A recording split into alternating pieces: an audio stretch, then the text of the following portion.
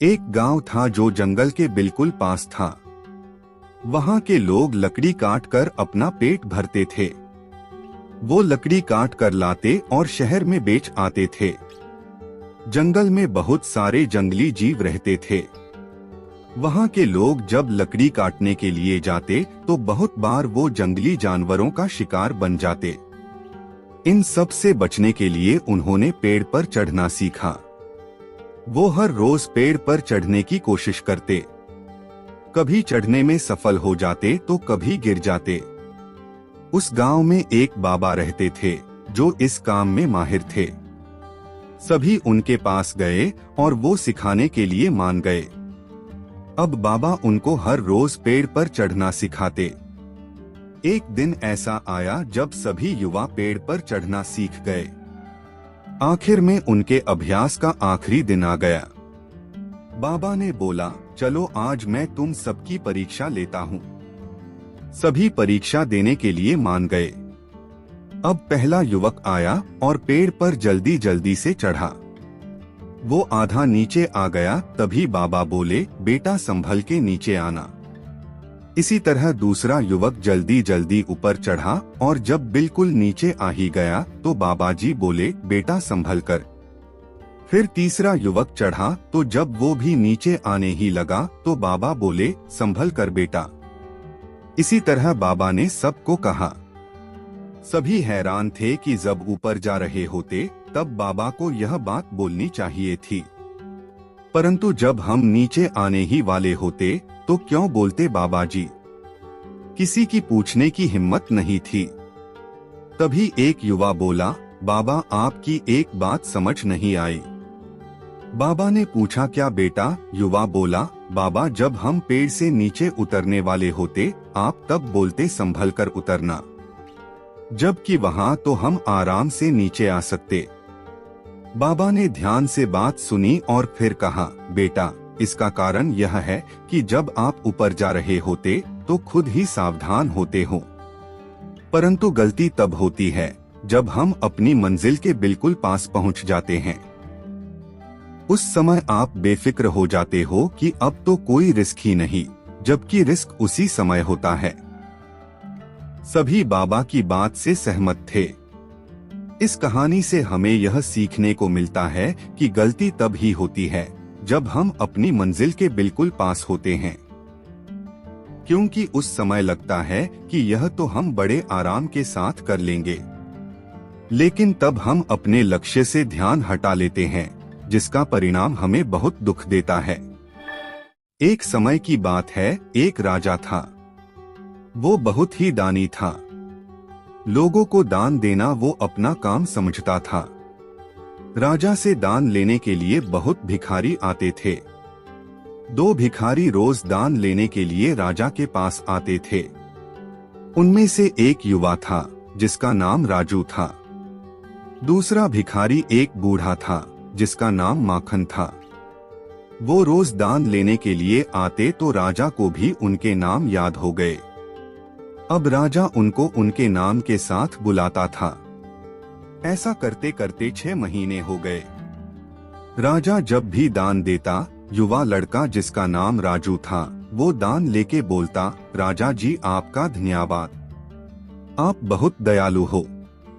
जब भी बूढ़ा आदमी जिसका नाम माखन था राजा से दान लेता तो वो परमात्मा का धन्यवाद करता, बोलता, आप महान हो परमात्मा जो इस गरीब पर कृपा करते हो। राजा सोचता, यह कभी तो मेरा शुक्रिया अदा करेगा। बहुत दिन निकल गए। अब राजा को गुस्सा आने लग गया। राजा सोचता, दान मुझसे लेता है और शुक्रिया परमात्मा का करता है। एक दिन गुस्से में आकर राजा ने उस बूढ़े आदमी से कहा, दान मुझसे लेते हो तो मेरा शुक्रिया करो, परमात्मा का नहीं। बूढ़ा आदमी बोला, राजा जी परमात्मा ही सबको देता है। अब राजा ने सोच लिया कि इसके मुख से अपना शुक्रिया करवा के ही रहेगा। अब राजा रोज ऐसा करता जिससे उस युवा लड़के को ज्यादा धन मिले और उस बूढ़े आदमी को कम, परंतु होता उल्टा ही। एक दिन राजा ने उस युवा लड़के को एक तरबूज दिया और उस बूढ़े आदमी को पैसे। रामू सोचता रहा कि मैं इस तरबूज का क्या करूँगा। उसने वो बेच दिया और पैसे लेकर घर चला गया। दूसरी तरफ वो बूढ़ा आदमी आया और उसने सोचा चलो तरबूज लेके चलते हैं। उसको वही तरबूज मिला जो राजू बेच के गया था। बूढ़े आदमी ने तरबूज काटा तो उसको अंदर से सोने की खूब सारी मोहरें मिली, जिससे वो अमीर बन गया। अगले दिन राजा ने देखा कि सिर्फ राजू ही भीख के लिए आया है। राजा ने इसका कारण पूछा तो राजू ने बताया कि राजा जी, कल उसने एक तरबूज बाजार से लिया था। काटने पर उसको अंदर से सोने की खूब सारी मोहरें मिली, जिससे वो अमीर बन गया। अब उसको भीख मांगने की जरूरत नहीं। राजा सब कुछ समझ गया। अब राजा की समझ में भी आ गया कि देने वाला परमात्मा ही होता है। उन्होंने ने कोशिश की थी कि राजू अमीर बन जाए, परंतु हर बार उल्टा ही हो जाता। हमें भी यही सीखने को मिलता है कि जो कुछ भी हमें मिलता है वो परमात्मा ही देता है। हमें उसका शुक्रिया अदा करना चाहिए, क्योंकि जो हमें मिला बहुतों को वो भी नहीं मिला। एक बार एक वैज्ञानिक ने शारीरिक बदलाव की क्षमता की जांच के लिए एक शोध किया। शोध में एक मेंढक लिया गया और उसे एक कांच के जार में डाल दिया गया। फिर जार में पानी भरकर उसे गर्म किया जाने लगा। जार में ढक्कन नहीं लगाया गया था ताकि जब पानी का गर्म ताप मेंढक की सहन शक्ति से बाहर हो जाए तो वह कूदकर बाहर आ सके। प्रारंभ में मेंढक शांति से पानी में बैठा रहा। जैसे पानी का तापमान बढ़ना प्रारंभ हुआ, मेंढक में कुछ हलचल सी हुई। उसे समझ में तो आ गया कि वो जिस पानी में बैठा है वो हल्का गर्म सा लग रहा है, लेकिन कूदकर बाहर निकलने के स्थान पर वो अपने शरीर की ऊर्जा बढ़े हुए तापमान से तालमेल बैठाने में लगा। पानी थोड़ा और गर्म हुआ। मेंढक को पहले से अधिक बेचैनी महसूस हुई, लेकिन वह बेचैनी उसकी सहन शक्ति की सीमा के भीतर ही थी। इसलिए वह पानी से बाहर नहीं कूदा, बल्कि अपने शरीर की ऊर्जा उस गर्म पानी से तालमेल बैठाने में लगाने लगा। धीरे धीरे पानी और ज्यादा गर्म होता गया और मेंढक अपने शरीर की अधिक ऊर्जा पानी के बढ़े हुए तापमान से तालमेल बैठाने में लगाता रहा। जब पानी उबलने लगा तो मेंढक की जान पर बन आई। अब उसकी सहन शक्ति जवाब दे चुकी थी। उसने जार से बाहर कूदने के लिए अपने शरीर की शक्ति बटोरी, लेकिन वह पहले ही शरीर की समस्त ऊर्जा धीरे धीरे उबलते पानी से तालमेल बैठाने में लगा चुका था। अब उसके शरीर में जार से बाहर कूदने की ऊर्जा शेष नहीं थी। वह जार से बाहर कूदने में नाकाम रहा और उसी जार में मर गया। यदि समय रहते उसने अपने शरीर की ऊर्जा का प्रयोग जार से बाहर कूदने में किया होता तो वह जीवित होता। हमारे जीवन में भी ऐसा होता है। अक्सर परिस्थितियां विपरीत होने पर हम उसे सुधारने या उससे बाहर निकलने का प्रयास न कर उससे तालमेल बैठाने में लग जाते हैं। हमारी आंख तब खुलती है जब परिस्थितियां बेकाबू हो जाती है और हम पछताते रह जाते हैं कि समय रहते हमने कोई प्रयास क्यों नहीं किया। इसलिए प्रारंभिक अनुभव होते ही परिस्थितियां सुधारने की कार्यवाही प्रारंभ कर दे और जब समझ आ जाए कि अब इन्हें संभालना मुश्किल है तो उससे बाहर निकल जाएं। परिस्थितियों से लड़ना आवश्यक है, लेकिन समय रहते उससे बाहर निकल जाना बुद्धिमानी है। किसी महाद्वीप में हीरों की कई खानों की खोज हो चुकी थी, जहां से बहुतायत में हीरे प्राप्त हुए थे। वहां के एक गांव में रहने वाला किसान अक्सर उन लोगों की कहानियां सुना करता था जिन्होंने हीरों की खान खोजकर अच्छे पैसे कमाए और अमीर बन गए। वह भी हीरे की खान खोजकर अमीर बनना चाहता था। एक दिन अमीर बनने के सपने को साकार करने के लिए उसने अपना खेत बेच दिया और हीरों की खान की खोज में निकल पड़ा। महाद्वीप के लगभग सभी स्थान छान मारने के बाद भी उसे हीरों का कुछ पता नहीं चला। समय गुजरने के साथ उसका मनोबल गिरने लगा। उसे अपना अमीर बनने का सपना टूटता दिखाई देने लगा। वह इतना हताश हो गया कि उसके जीने की तमन्ना ही समाप्त हो गई और एक दिन उसने नदी में कूदकर अपनी जान दे दी। इस दौरान दूसरा किसान, जिसने पहले किसान से उसका खेत खरीदा था, एक दिन उसी खेत के मध्य बहती छोटी नदी पर गया। सहसा उसे नदी के पानी में से एक प्रकाश फूटता दिखाई पड़ा। उसने ध्यान से देखा तो पाया कि नदी के किनारे एक पत्थर पर सूर्य की किरणें पड़ने से वह चमक रहा था। किसान ने झुककर वह पत्थर उठा लिया और घर ले आया। वह एक खूबसूरत पत्थर था। उसने सोचा कि यह सजावट के काम आएगा और उसने उसे घर पर ही सजा लिया। कई दिनों तक वह पत्थर उसके घर पर सजा रहा। एक दिन उसके घर उसका एक मित्र आया। उसने जब वह पत्थर देखा तो हैरान रह गया।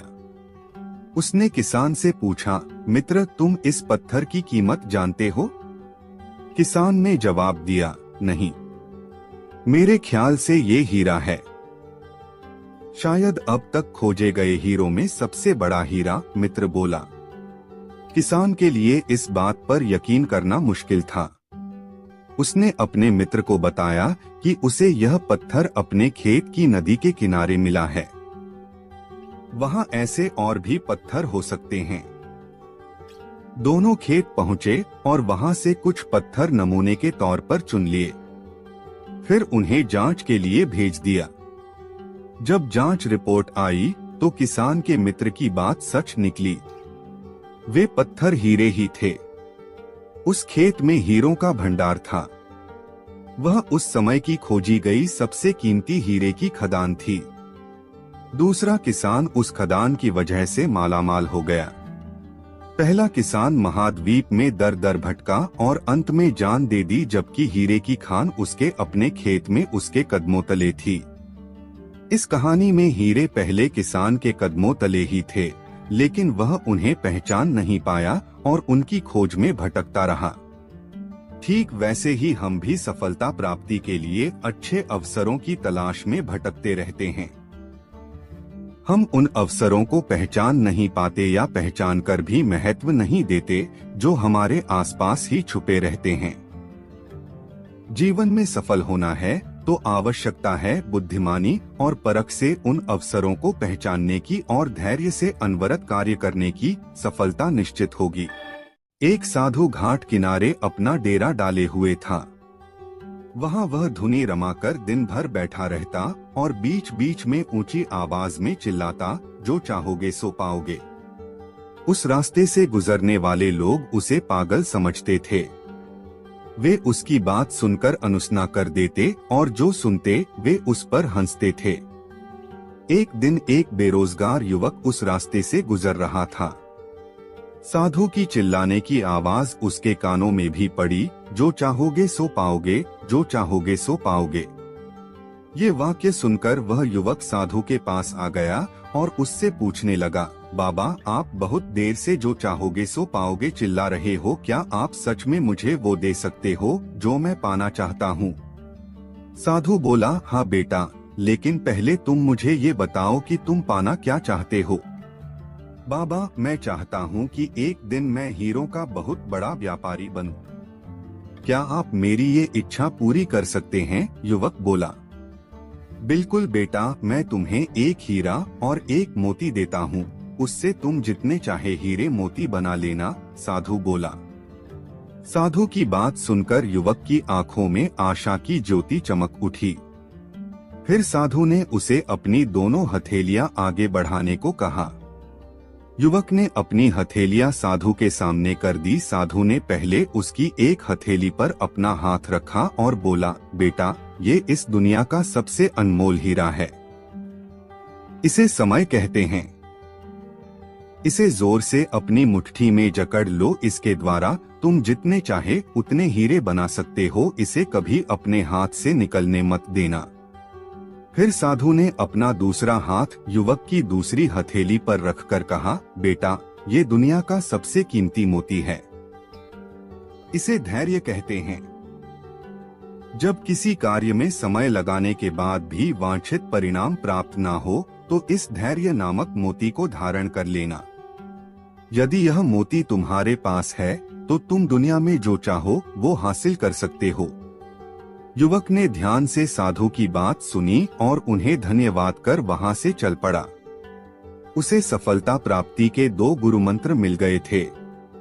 उसने निश्चय किया कि वह कभी अपना समय व्यर्थ नहीं गंवाएगा और सदा धैर्य से काम लेगा। कुछ समय बाद उसने हीरे के एक बड़े व्यापारी के यहाँ काम करना प्रारंभ किया।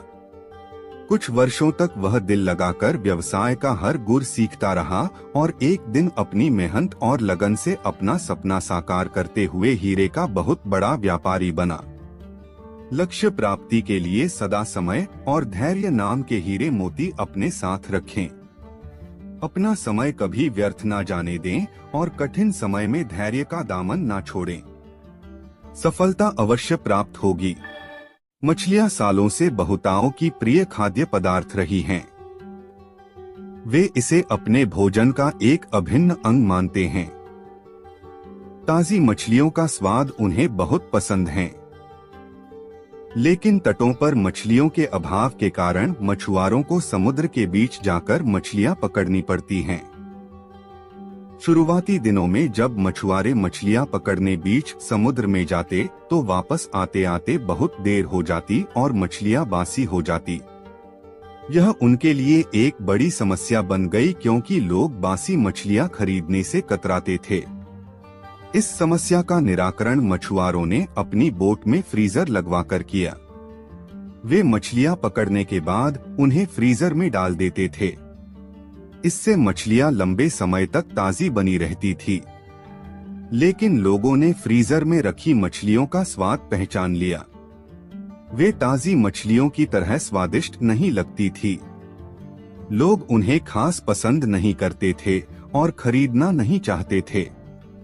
मछुआरों के मध्य इस समस्या का हल निकालने के लिए फिर से सोच विचार की प्रक्रिया प्रारंभ हुई।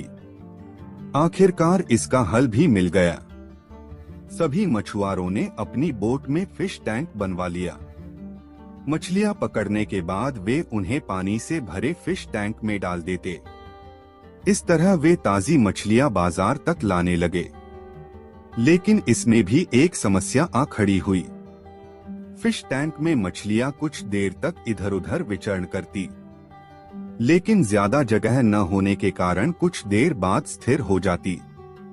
मछुआरे जब किनारे तक पहुंचते तो वे सांस तो ले रही होती थी, लेकिन समुद्री जल में स्वतंत्र विचरण करने वाली मछलियों वाला स्वाद उनमें नहीं होता था।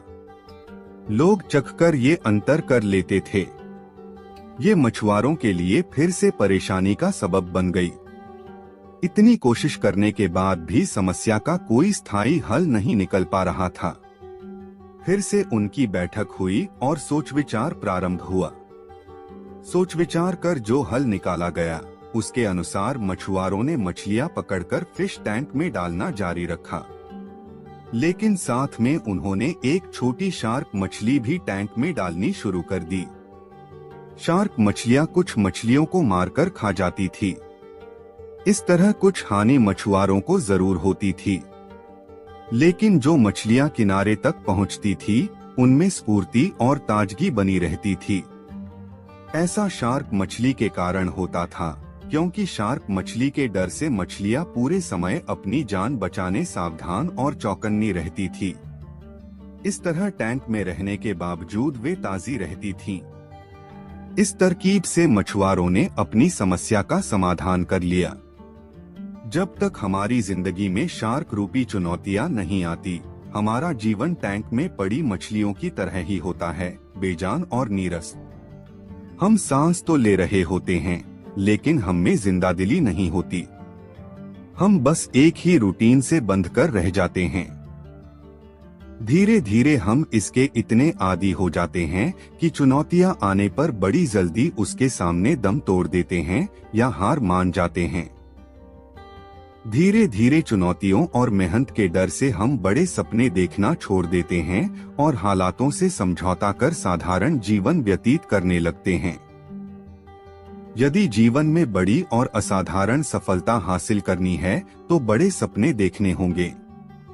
सपनों को वास्तविकता में परिवर्तित करने के लिए कड़ी मेहनत करनी होगी। चुनौतियों का सामना करने के लिए खुद को तैयार करना होगा। तभी बड़ी और असाधारण सफलता की प्राप्ति होगी।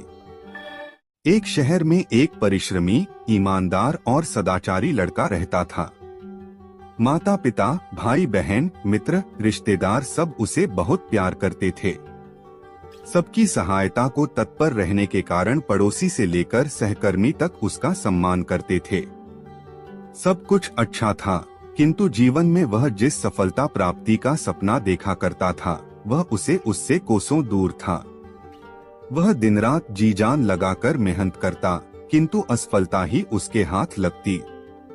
उसका पूरा जीवन ऐसे ही निकल गया और अंत में जीवन चक्र से निकलकर वह कालचक्र में समा गया। चूंकि उसने जीवन में सुकर्म किए थे, इसलिए उसे स्वर्ग की प्राप्ति हुई। देवदूत उसे लेकर स्वर्ग पहुँचे। स्वर्गलोक का अलौकिक सौंदर्य देख वह मंत्रमुग्ध हो गया और देवदूत से बोला, ये कौन सा स्थान है? ये स्वर्गलोक है। तुम्हारे अच्छे कर्म के कारण तुम्हें स्वर्ग में स्थान प्राप्त हुआ है। अब से तुम यहीं रहोगे, देवदूत ने उत्तर दिया। यह सुनकर लड़का खुश हो गया। देवदूत ने उसे वह घर दिखाया जहां उसके रहने की व्यवस्था की गई थी। वह एक आलीशान घर था। इतना आलीशान घर उसने अपने जीवन में कभी नहीं देखा था। देवदूत उसे घर के भीतर लेकर गया और एक एक कर सारे कक्ष दिखाने लगा। सभी कक्ष बहुत सुंदर थे। अंत में वह उसे एक ऐसे कक्ष के पास लेकर गया जिसके सामने स्वप्न कक्ष लिखा हुआ था। जब वे उस कक्ष के अंदर पहुंचे तो लड़का यह देखकर दंग रह गया कि वहां बहुत सारी वस्तुओं के छोटे छोटे प्रतिरूप रखे हुए थे। ये वही वस्तुएं थीं जिन्हें पाने के लिए उसने आजीवन मेहनत की थी, किंतु हासिल नहीं कर पाया था। आलीशान घर, कार, उच्चाधिकारी का पद और ऐसी ही बहुत सी चीजें जो उसके सपनों में ही रह गए थे। वह सोचने लगा कि इन चीजों को पाने के सपने मैंने धरती लोक में देखे थे, किंतु वहां तो ये मुझे मिले नहीं। अब यहाँ इनके छोटे प्रतिरूप इस तरह क्यों रखे हुए हैं? वह अपनी जिज्ञासा पर नियंत्रण नहीं रख पाया और पूछ बैठा, ये सब यहाँ इस तरह, इसके पीछे क्या कारण है? देवदूत ने उसे बताया, मनुष्य अपने जीवन में बहुत से सपने देखता है और उनके पूरा हो जाने की कामना करता है, किंतु कुछ ही सपनों के प्रति वह गंभीर होता है और उन्हें पूरा करने का प्रयास करता है।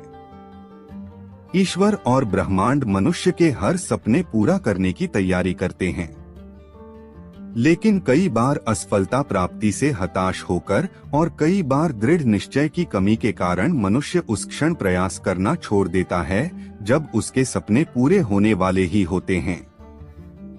उसके वही अधूरे सपने यहाँ प्रतिरूप के रूप में रखे हुए हैं। तुम्हारे सपने भी यहाँ प्रतिरूप के रूप में रखे हैं। तुमने अंत समय तक हार न मानी होती तो उसे अपने जीवन में प्राप्त कर चुके होते। लड़के को अपने जीवन काल में की गई गलती समझ आ गई, किंतु मृत्यु पश्चात अब वह कुछ नहीं कर सकता था। किसी भी सपने को पूर्ण करने की दिशा में काम करने के पूर्व यह दृढ़ निश्चय कर ले कि चाहे कितनी भी मुश्किलें क्यों न आए, चाहे कितनी बार भी असफलता का सामना क्यों न करना पड़े, अपने सपनों को पूरा करने की दिशा में तब तक प्रयास करते रहेंगे जब तक वे पूरे नहीं हो जाते। अन्यथा समय निकल जाने के बाद यह मलाल रह जाएगा कि काश मैंने थोड़ा प्रयास और किया होता। अपने सपनों को अधूरा मत रहने दीजिए। दृढ़ निश्चय और अथक प्रयास से उन्हें हकीकत में तब्दील करके ही दम लीजिए।